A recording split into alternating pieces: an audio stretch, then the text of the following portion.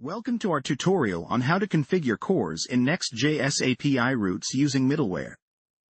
We start by importing Next API request and Next API response from Next, which are types used for typing the request and response objects in API routes.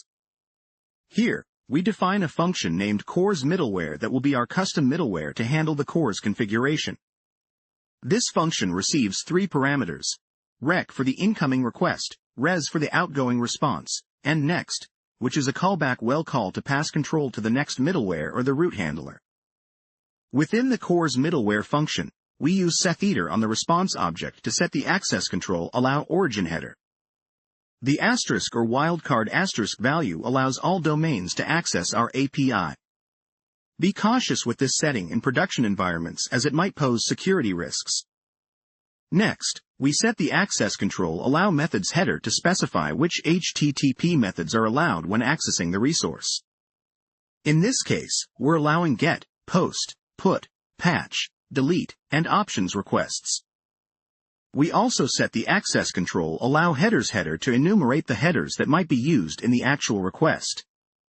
This example allows content type, which indicates the media type of the resource, and authorization, which is commonly used for passing authentication credentials. Here we handle the pre-flight options request, which is sent by browsers to determine if the CORS protocol is understood. If the incoming request method is options, we send back a 200 OK status without any further processing. This is crucial for CORS to work correctly. After setting the necessary headers and handling the options request, we call next to pass control to the next middleware in line, or, if none are left, to the actual route handler. This marks the end of our CORS middleware function. Now, let's define an example API route handler using our middleware. We declare a default export function named handler that takes in a request and a response object. Inside of the route handler, we invoke the CORS middleware function we just defined. We're passing a callback function as the third parameter, which will contain our route-specific logic. In the callback function, assuming the CORS checks passed, we can now safely proceed with our API logic.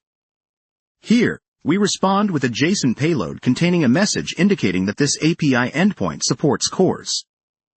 Finally, we close both the callback function and the handler function.